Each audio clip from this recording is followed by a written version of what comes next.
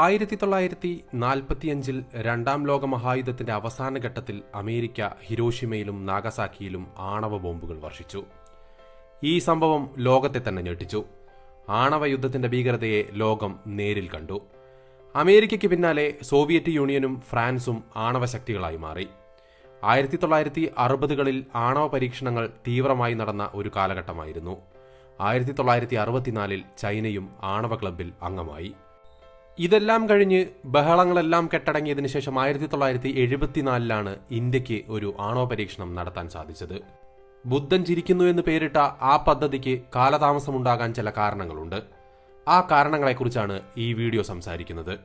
ഇന്ത്യയുടെ ആണവ പരീക്ഷണത്തിന് പച്ചക്കൊടി വീശിയ ഇന്ത്യൻ പ്രധാനമന്ത്രി ലാൽ ബഹദൂർ ശാസ്ത്രിയും അതിന് നേതൃത്വം നൽകിയ ഇന്ത്യൻ ആണവ പദ്ധതിയുടെ പിതാവെന്നറിയപ്പെടുന്ന ഡോക്ടർ ഹോമി ജഹാംഗീർ ബാബയും ദിവസങ്ങളുടെ വ്യത്യാസത്തിൽ ഇല്ലാതായപ്പോൾ രാജ്യത്തിന്റെ ആണവ പദ്ധതിക്ക് കുറച്ച് താമസം നേരിട്ടു. ബുദ്ധൻ ചിരിക്കുന്നതിനും നാം ആണവായുധം പരീക്ഷിക്കുന്നതിനു മുമ്പ് ഇന്ത്യയുടെ ആണവ പദ്ധതികളുടെ അമരക്കാർക്ക് ദുരൂഹമരണം വിധിച്ചത് ആരായിരുന്നു എന്നുള്ള ചോദ്യമാണ് ബാക്കി. ഇന്ത്യൻ ആണവ പദ്ധതിയുടെ പിറവിക്ക് നേതൃത്വം നൽകിയ മഹാരഥന്മാരായ രണ്ടുപേരെ ഇല്ലാതാക്കാൻ ആർക്കായിരിക്കും തിടുക്കമുണ്ടായിട്ടുണ്ടാവുക? ആ ചരിത്രത്തിലേക്കാണ് ഈ വീഡിയോ നിങ്ങളെ കൊണ്ടുപോകുന്നത്. ഇരുവരുടെയും മരണം ഇപ്പോഴും ദുരൂഹമായി തന്നെ തുടരുകയാണ്. 59 വർഷങ്ങൾക്ക് മുന്നെയാണ്, കൃത്യമായി പറഞ്ഞാൽ 1966 ജനുവരി 11 ലാൽ ബഹദൂർ ശാസ്ത്രി താഷ്കന്റിൽ വെച്ച് മരിക്കുന്നത്. 1965 ഇന്ത്യ പാകിസ്ഥാൻ യുദ്ധാനന്തരം പാക് പ്രസിഡന്റ് അയൂബ് ഖാനുമായി താഷ്കന്റ് ഉടമ്പടി ഒപ്പുവെച്ചതിന് പിറ്റേന്ന് അന്നത്തെ സോവിയറ്റ് യൂണിയന്റെ ഭാഗമായിരുന്ന ഉസ്ബെക്കിസ്ഥാനിലെ താഷ്കന്റിൽ വെച്ചായിരുന്നു മരണം. അത് കഴിഞ്ഞ് 13 ദിവസത്തിന് ശേഷം ജനുവരി 24 ആൽപ്സ് പർവ്വതനിരകളിൽ വിമാനം തകർന്നു വീണാണ് ബാബ ലോകത്തോട് വിട പറഞ്ഞത്.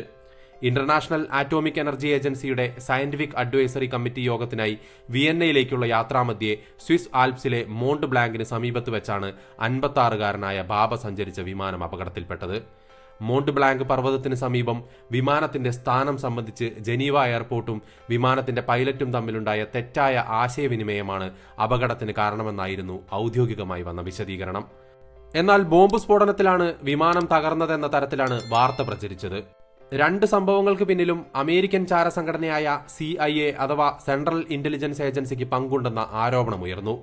ഇന്ത്യയുടെ ആണവ പദ്ധതിയെ സ്തംഭിപ്പിക്കാൻ ശാസ്ത്രിയെ വിഷം കൊടുത്തു കൊല്ലുകയായിരുന്നുവെന്നും ബാബ സഞ്ചരിച്ച വിമാനം CIA ബോംബ് വെച്ച് തകർക്കുകയായിരുന്നുവെന്നുമായിരുന്നു പ്രധാന ആരോപണം.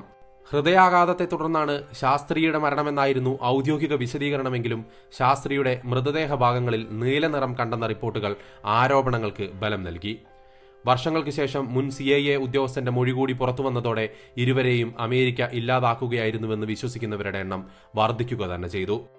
ലാൽ ബഹദൂർ ശാസ്ത്രിയുടെയും ബാബയുടെയും മരണങ്ങൾ അമേരിക്കൻ ചാരസംഘടനയായ CIA ആസൂത്രണം ചെയ്ത് നടപ്പാക്കിയതാണെന്ന് പ്രശസ്ത മാധ്യമ പ്രവർത്തകൻ ഗ്രിഗറി ഗ്ലഗസ് തന്റെ കോൺവെർസേഷൻ വിത്ത് ദ ക്രൗ എന്ന പുസ്തകത്തിൽ സ്ഥാപിക്കുന്നുണ്ട്. പുസ്തകത്തിലെ കോൺവെർസേഷൻ നമ്പർ 22 എന്ന അധ്യായത്തിൽ CIA ഉദ്യോഗസ്ഥനായിരുന്ന റോബർട്ട് ക്രോലിയുമായി ഗ്രിഗറി ഗ്ലഗസ് നടത്തിയ സംഭാഷണം അതുപോലെ തന്നെ അദ്ദേഹം നൽകിയിട്ടുണ്ട്. ഇരുവരെയും ഇല്ലാതാക്കുന്നതിലൂടെ തങ്ങളൊരു നന്മയാണ് ചെയ്തതെന്നാണ് മുൻ CIA ഉദ്യോഗസ്ഥൻ പറയുന്നത്. ഭയാനകമായ ദുരന്തങ്ങൾ തടയുകയും കൂടുതൽ സമാധാനം ഉറപ്പാക്കാൻ വേണ്ടിയുമാണ് അത് ചെയ്തത്.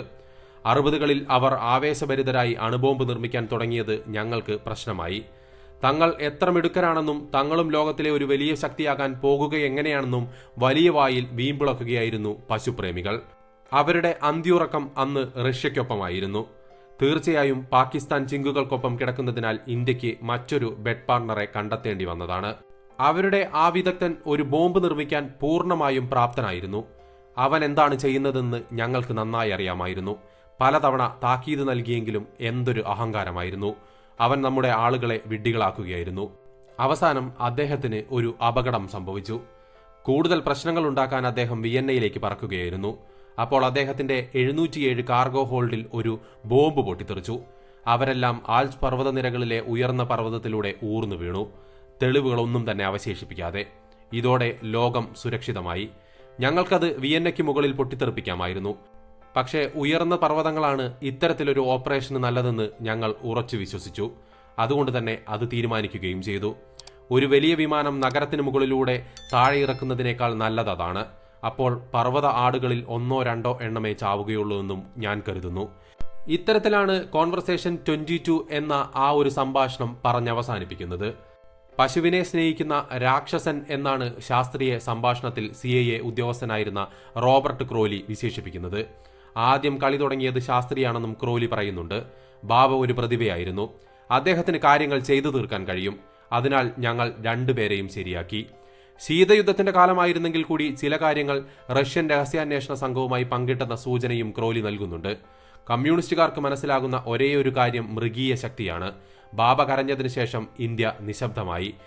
1965 ട്രോംബയിൽ പ്ലൂട്ടോണിയം റീപ്രോസസിംഗ് പ്ലാന്റ് ഉദ്ഘാടനം ചെയ്തതിന് പിന്നാലെ തന്നെ ഡോക്ടർ ഹോമി ബാബയുടെ നേതൃത്വത്തിലുള്ള ശാസ്ത്ര സംഘത്തിന് ആണവ സ്ഫോടക വസ്തുക്കൾ വികസിപ്പിക്കാൻ ശാസ്ത്രി അനുമതി നൽകിയിരുന്നു.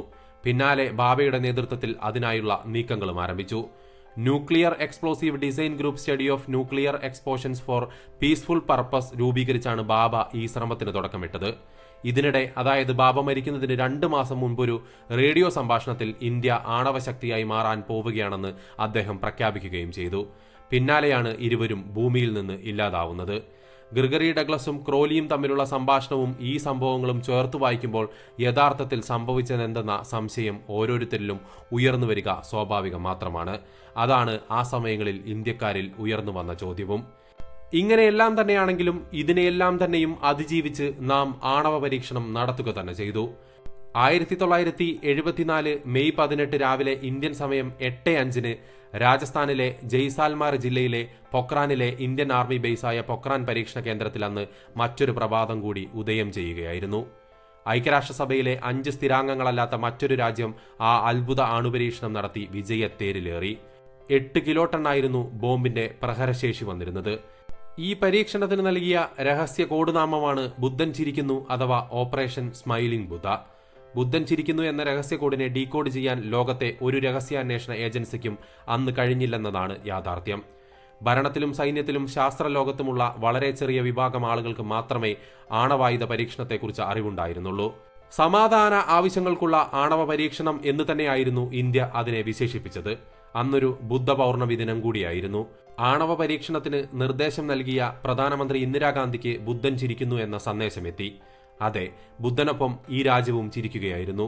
അണുബോംബ് കൈവശമുള്ള 6ാം ശക്തിയായി വളർന്നതിന്റെ സമാധാന ആവശ്യത്തിനു കൂടി ആണവോർജം ഉപയോഗിക്കാനാവുമെന്ന ശുഭപ്രതീക്ഷയുടെ പുഞ്ചിരിയായിരുന്നു ഇന്ത്യയുടെ മുഖത്തുണ്ടായിരുന്നത്.